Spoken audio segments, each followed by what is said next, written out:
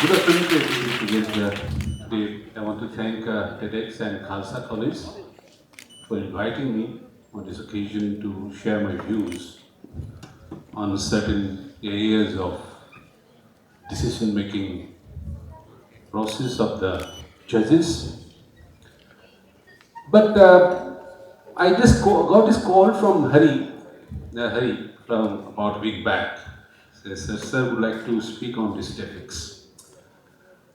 You see, as judges, we don't appear in public. We have to be public shy. We have certain code of conduct. I checked that. See, there are 16 lists which have been laid down. So judges should not give interview. I am not giving interview. Fine. Judges should not talk involved in politics. No, there is no politics here. Judges should not talk which is controversial. No, there is nothing controversial about it. And judges also should not talk on subjects which may have the potential of coming before the court. I don't think that has any such problem. So I said, yes, I will. Well, before I speak on that topic, which is on the decision-making process and how the judges make decisions and the challenges, I'd like to briefly go back my own life before I came. Well, my journey started, of course, I was born in Manipur, unfortunately, is in news for the wrong reasons. When I see the TV, just like you, my heart cries. The beautiful state has been reduced to this kind of chaotic situation. So much of violence, so much of hatred has been generated. I feel sad. When I came from that state, I went to Bengal, West Bengal. I did my schooling in Ramakrishna Mission Vidyapith in Purulia, one of the most least developed district in Bengal. But again, that is an opportunity which I could see poverty at first hand. I remember when I was in school, our school used to arrange this free lunch for these villagers who used to stay near in the school. I could see the stark poverty, something connecting. It's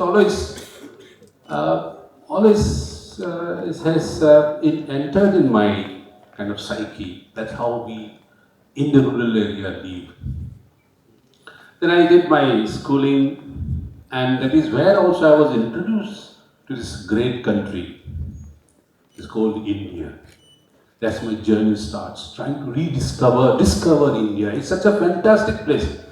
I can tell you without any hesitation, I feel so proud to be part of this country. And so much has given to me also. Well, after I did my schooling in Bengal, I went to Shillong for 2 years, did my intermediary. Again, Shillong is noticed, is considered to be an educational hub, the Shillong. And people generally tend to see Northeast in one kind of geographical figure, homogeneous Northeast. No. Northeast is as heterogeneous as any other part of the country, spoken different, where different dialects are spoken. You will not perhaps realize that there are more than 100 dialects spoken in that area. So I had this introduction to all my various communities, tribes in the Northeast. Then I came to Delhi. That journey was also eventful. When I went to Shillong to collect my mark sheet, unfortunately, that day the Pope died. The Shillong, the hub of Christianity, also closed down. Nothing opens. So what to do? I had my ticket books for Delhi.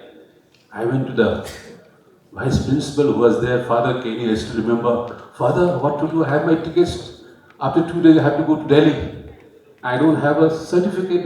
The university is closed, the college is closed. Young man, don't worry.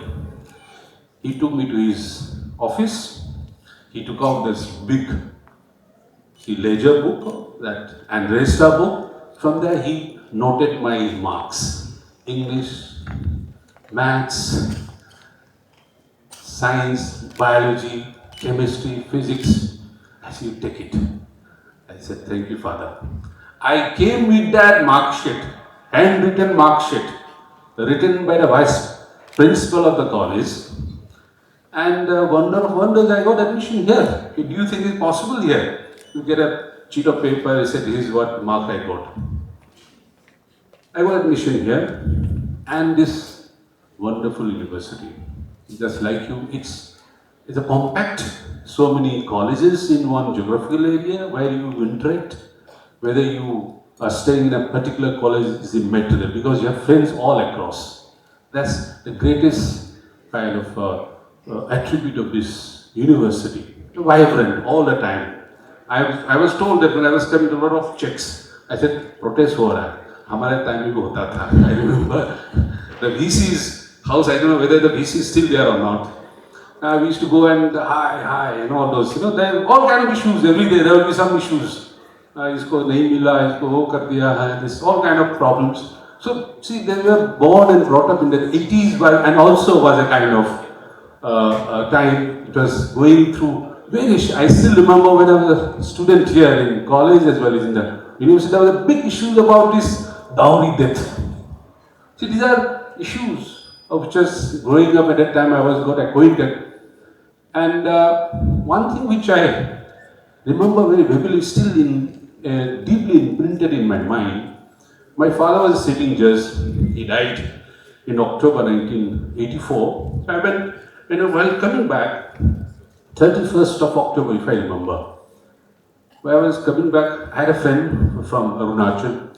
We were listening to, there was some cricket match going on. Suddenly the commentary stopped. I said, the Prime Minister of India had been shot.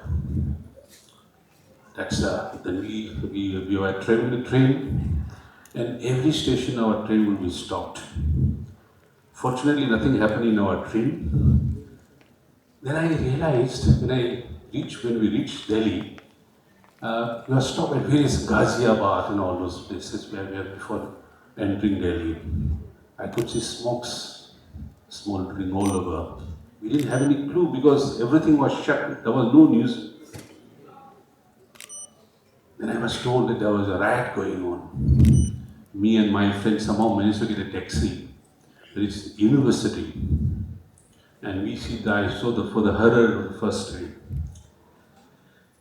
And yes, a few days after, there were some friends. I said, would you like to work as a volunteer? The relief camps, I went immediately, I volunteered. I went to Lajpat Nagar 4. There was a relief camp open just next to the Legacy Ram College.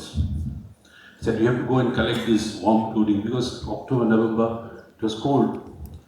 We went to Friends Colony, New Friends Colony, asking for donations of the warm clothes. We collected, 2 days we collected, and third day we said, stop it, it's not required because they don't want anything. They are self-sufficient, they've been looked after properly in the Gurudwaras, nothing. They don't want this. So we stopped it. Then it was winding up. Then I was again told by somebody who liked to volunteer to visit these places and give information or some kind of site visits to see what actually happened. And I again volunteered. I went to Shahadara, West Delhi. I visited those houses, burned down, took down all the notes, gave a report. This is what I saw, what I had heard from the neighbors, and that formed part of the report. After it was published after a couple of... That also gave me an exposure, the kind of life, the students' life. Why I say this, because what I am today is the accumulation of the experience you have earned, you have learned through this life. And also, it has also helped me to become more understanding of human problem, which is absolutely necessary. Now, there are other issues. What are the challenges the judges, the judiciary faces? Apart from this, out of this total budget, 0.1 of the national budget is allocated for the judiciary. And judiciary is supposed to be the third wing of the entire governments. You have the parliament, legislature, you have the executive, you have the judiciary. 0.1.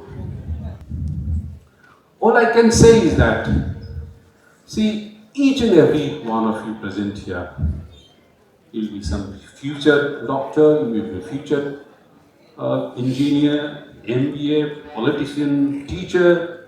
Well, but you must remember that life which you will be contributing, you derive from this country. Learn as much as possible.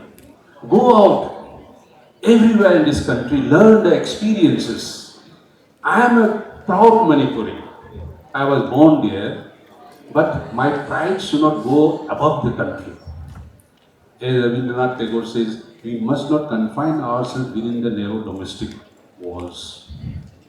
You must go beyond, because India is such a great, you have not discovered. When I was a student, I used to pick up this book. They wondered that was India. Those in the history students would obviously A.L. Bassam's famous books. It's such a beautiful country. Everything you get it here. People go to Switzerland spending thousands of dollars, come to Kashmir. If you tell me personally, I will take you there. Some of the most beautiful places. In Kashmir, you say only of Pahalgam or Gulmarg or Sonmarg or Dal Lake. Dal Lake. They are much more beautiful places. It's beautiful. So is the other states. Not only that, the vibrant culture. See, in India, people say that the British who came made this India. I said, no, I don't agree with that.